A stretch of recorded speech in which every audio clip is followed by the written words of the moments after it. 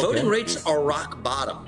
So I actually predict voting rates will skyrocket, Lawrence, amongst young people if we actually make the act of voting mean something. Roger that. Our founding...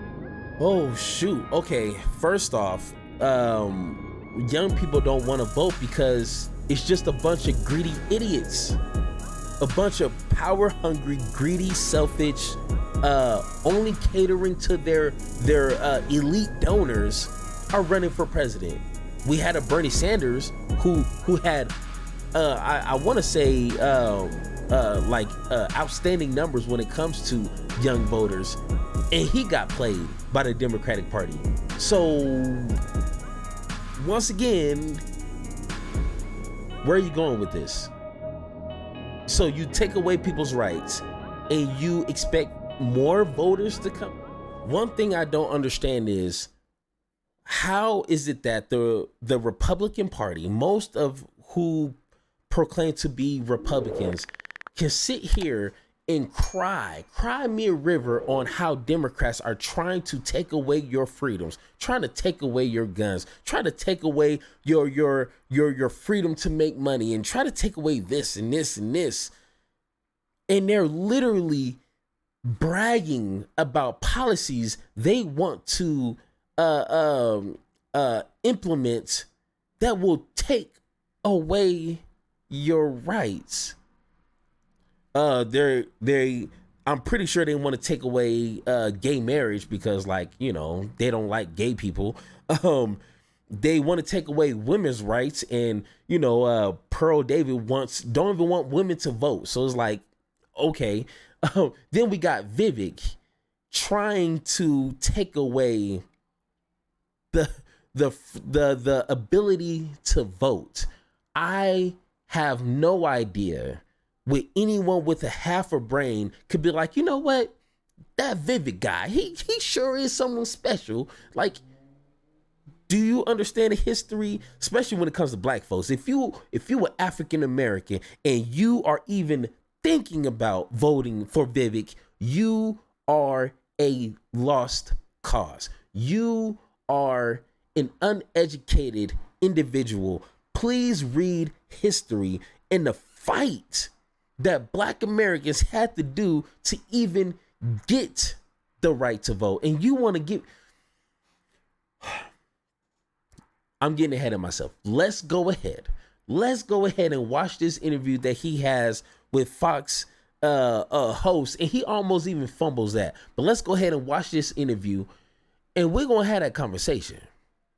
Joining me now, 2024 GOP presidential candidate Vivek Ramaswamy. Sir, thanks so much for joining the program. Good to be here. How you doing? Good. So we have these young voters. I'm a millennial myself. That was Gen Z. Me too. You Yes. gained some support amongst that group.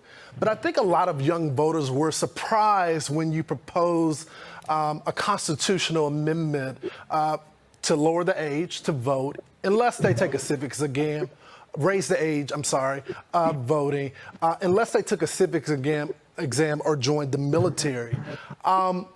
Why did you do this, sir? So my view, Lawrence, is that every citizen in this country, including those who age into citizenship, should have to at least know the same things about the country that an immigrant has to pass in order to become a citizen of this nation. Young people don't value a country that they passively inherit. They value a country that we have a stake in building. I'm the youngest person ever to run for U.S. president as a Republican. A stake and staking, like, don't I pay taxes? Don't I have to, like, live in this country? Isn't that the highest stake is, like, my well-being being in the hands of the people that I vote for and the policies that I live by? Isn't that enough stake right there for me to educate myself in policies and in politics and in some of these candidates that are trying to run for the highest land in the highest office in the land? Isn't that a high enough stake already? Okay, I don't know, maybe. Republican. Reaching young voters is critical, but what I see across the country, Lawrence, is that young people are hungry for a cause. They're hungry for purpose and meaning and identity. And we live in a time in our national history when faith, patriotism, hard work, family. Faith, patriotism, and hard work. What does that even mean? Faith is like a vague word. Like faith could, what if you're atheist? You don't care about faith. Patriotism, I mean, that could be a one-sided perspective thing, because I think I have the most patriotism than anybody. And hard work, I mean,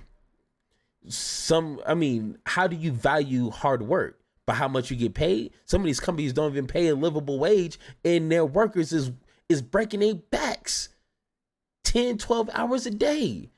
So once again, he just sounds like a motivational speaker, you know, but has no substance in what he's saying. It sounds good. I ain't going to lie. It sounds good, but it means nothing.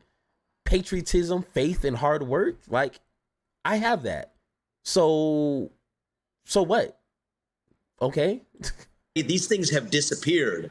So yes, I think we do need to revive a sense of a civic duty to satisfy that moral hunger for purpose and meaning. And civic duty, I'm pretty sure old girl from the Breakfast Club let the whole world know you didn't provide any civil duty. So I don't know, you kind of missed me with that. And so my experience in talking to young people in college campuses and otherwise across the country is, yes, there is a little bit of shock at first to say that, wait a minute, I have civic duties. I have to actually pass the same civics test that an immigrant had to pass to become a citizen. I'm sorry to interrupt you, Vivek, but they're not immigrants, though. They were born Americans. We give those to people that want to become Americans. I mean, even if you look at even conservative... My whole point, Lawrence. But even if you look at conservative groups, like the leading organization to get constitutional amendments is the Convention of States. They want to limit government. I think it's rare that you see a Republican that wants some type of overreach of government to take rights away. Okay, first off, brother, I don't think you know the Republican Party, okay? They've been trying to take away rights left and right, okay? Second off, he's sitting here having a blatant conversation, and no one seems to be batting the eye like, oh, you want to take away people's rights, and then they have to pass a test. But when it comes to even having a conversation about gun legislation and gun laws, people freak out. People actually go and buy more guns when the conversation gets to a certain level. And people just lose their minds. Oh, the government's trying to take away my guns, blah, blah, blah. But you ain't tripping when this guy's saying he wants to take away your voting rights. You have to pass a test? Wow. The Republican Party is more lost than what I thought. Okay, that's okay, but don't touch my guns. Wow. Woo, shit, man, they killing me. They killing me. So actually, Lawrence, and maybe this is a good area to be very clear about what my policy is. I want less governmental involvement. You want to know what exactly the government requires today? Today, young men are required to register for selective service. That's the draft, on pain of criminal penalties. That means you can go to jail if you do not register as a young man, as you and I, I'm sure, did between the ages of 18 and 25. So what I'm saying is decriminalize that. Get rid of that. I don't think that's the American way. The American way is to say you're free to do whatever you want. But if you want to have the full civic privileges, then yes, you have to know the same thing about the country that an immigrant has to in order to earn the right to vote.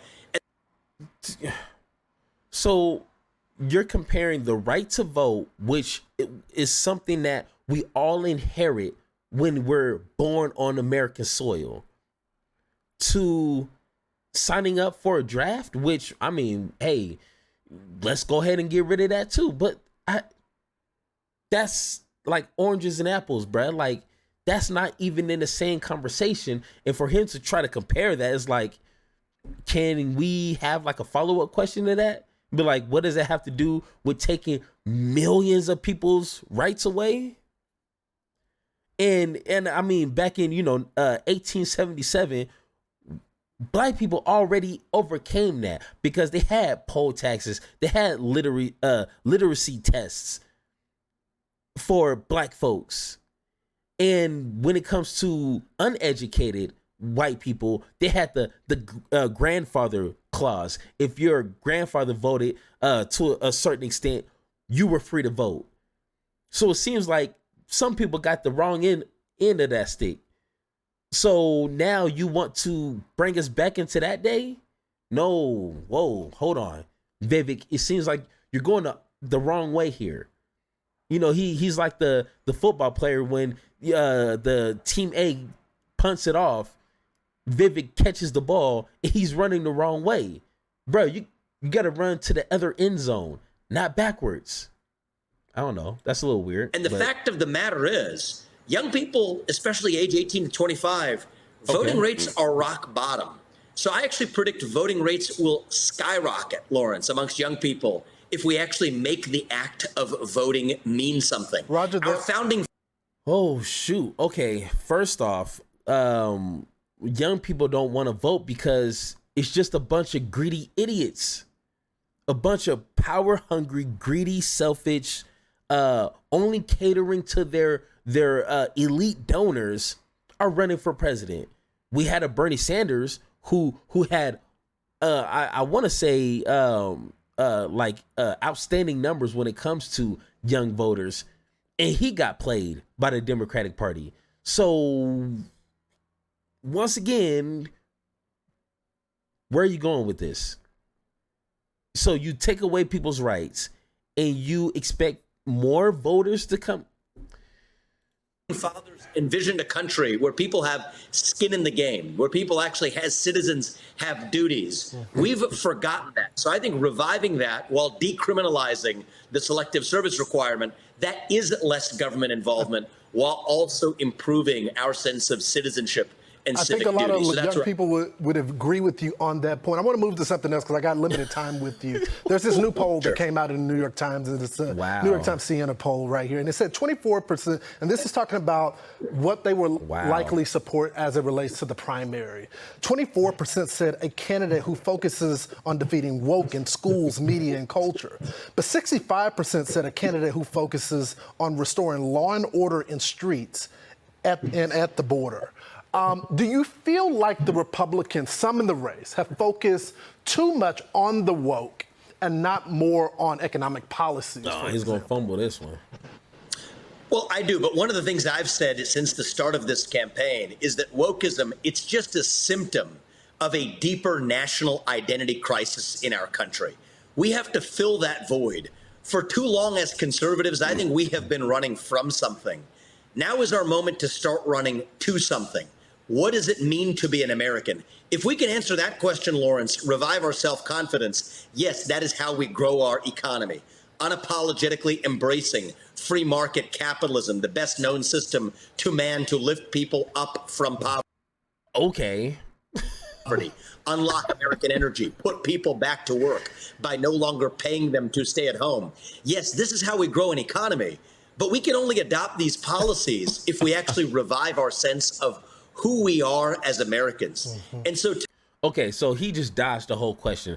And when it comes to this whole capitalism thing, he's dead wrong on that. One, what people want, and this is Republican and Democrats, and I'm pretty sure if you're a tax-paying citizen and you actually have bills that you need to pay and a family to take care of, you want to know from a candidate on what policies he's going to present that's going to make you more money, that's going to make healthcare affordable, that's going to make jobs pay more, what's going to make education more obtainable. That's the conversation I want to have. Not wokeism is a symptom. Okay, got you. I don't got it. So can you tell me how you're going to make these corporations pay a livable wage in some of these areas? Can you tell me how you're going to make these pharmaceutical companies lower their prices so people can like actually afford their medicine and pay other bills, can you tell me how you're going to make education affordable, college more obtainable? No? Okay, so I don't care about this whole woke thing. Tell me something that I actually want to hear that's going to benefit my everyday life. Not, trans in sports. Honestly, once again, don't care about that. To me, some people say the woke issues are, some people say the economic issues are over here.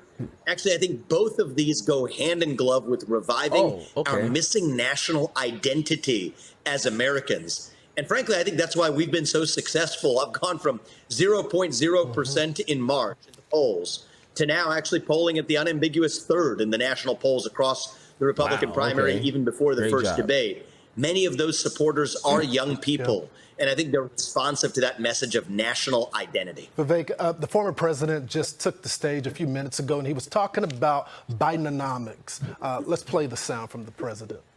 Okay, yeah, we honestly don't care about that. So I don't understand how Mr. Vivek, and he seems like a really intelligent guy. He's a really, well speaker, and he knows how to speak to people, and he just loves to just like wow people with the way that he speaks. And I get that. And that's what makes him attractive, is that he is a very good speaker.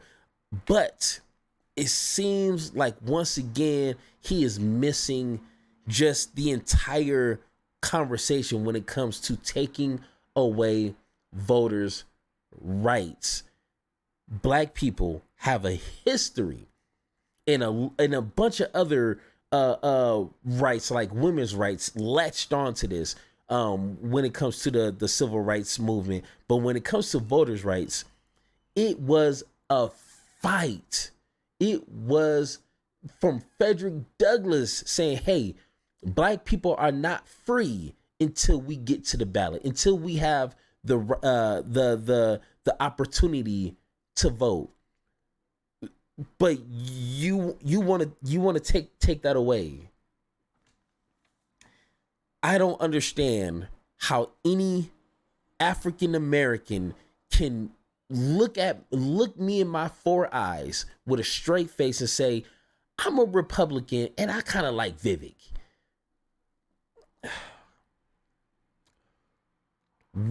He is right about one thing. We as Americans need to understand that our identity needs to be more than just what these greedy corporations, these greedy candidates try to sell us.